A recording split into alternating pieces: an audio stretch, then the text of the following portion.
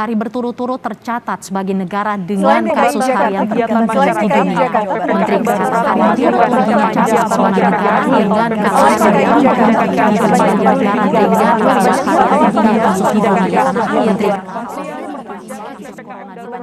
Berlangsung hingga perpanjangan disampaikan Menteri Koordinator Bidang Pembangunan Manusia. Virus corona COVID-19 belakangan ini menjadi perbincangan di seluruh dunia termasuk di Indonesia.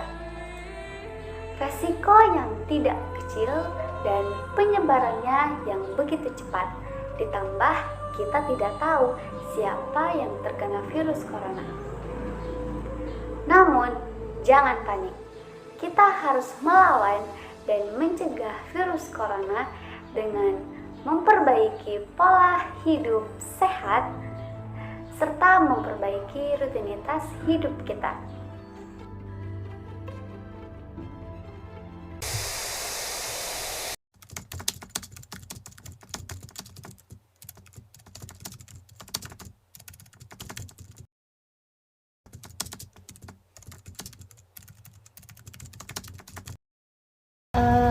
Pekerjaan Bapak saat ini sebagai apa? Ya, pekerjaan Bapak murid di desa sebagai kadus, kepala dusun. Terus merangkap menjadi PSM. PSM pekerja sosial masyarakat. Apa peran Bapak dalam pandemi di masa COVID-19 ini?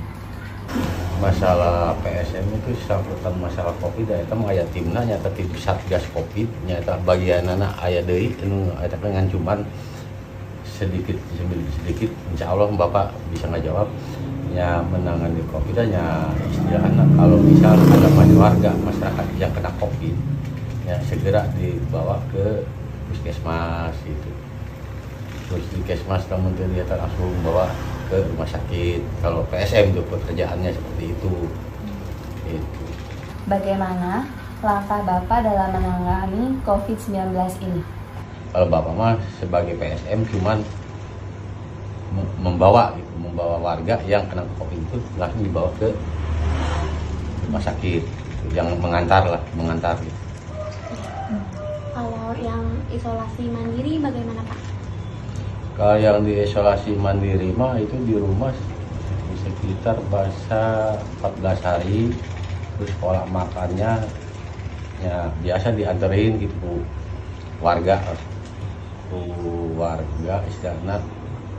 istilahnya mau makan mau apa langsung dikasih sama pegawainya langsung dikasihkan ke warga gitu ke yang diisolasi itu gitu.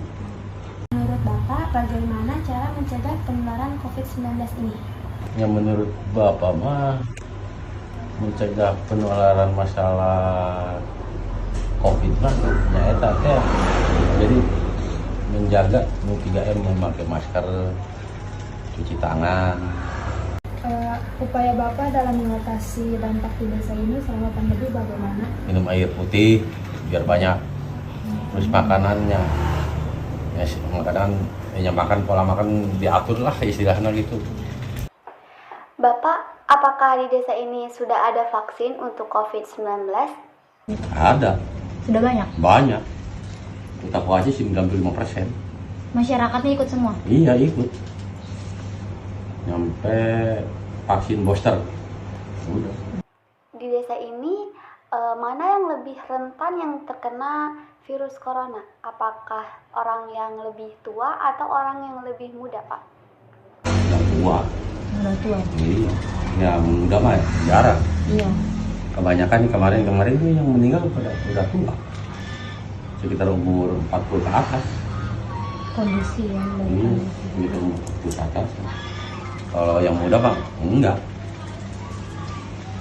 Mengenai dampak COVID-19 pada saat ini, apa saja gejala COVID-19? Jadi kena lambung, pusing, penciuman hilang gitu kan, macam itu. Udah patokannya penciuman hilang. Kalau penciuman udah enggak terasa penciumannya itu nggak termasuk kena COVID. Patokannya itu aja. Seberapa bahayanya COVID-19 pada saat ini? Apakah COVID-19 dapat ditularkan dari orang yang tidak bergejala? Nah, bisa aja sih semacam yang kerja di terutama yang kerja di PT. Iya, kadang kan tuh nggak bergejala, jadi nular-nular. Nggak, yang kerja di PT kan itu nggak bergejala, jadi istilahnya nggak berdekatan, berkerumunan sama teman-temannya juga bisa juga menular gitu.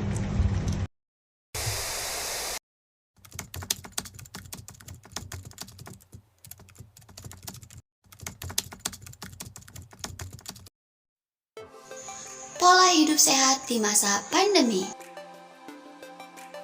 Pola hidup sehat yaitu gaya hidup jangka panjang untuk menjaga dan melakukan beberapa hal agar mampu mendukung fungsi tubuh, sehingga berdampak baik bagi kesehatan. Gaya atau pola hidup sehat juga dapat diinterpretasikan seseorang yang gaya hidup sehat secara fisik dan psikis tanpa ada masalah kesehatan sedikit pun.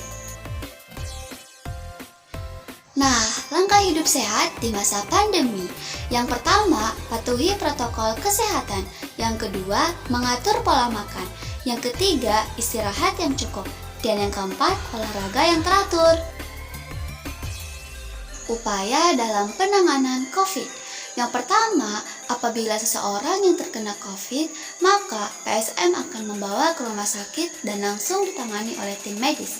Yang kedua, apabila seseorang terkena COVID dalam melakukan isolasi di rumah, maka masyarakat dan PSM akan memberikan bantuan dan memberi asupan nutrisi. Tantangan menerapkan pola hidup sehat.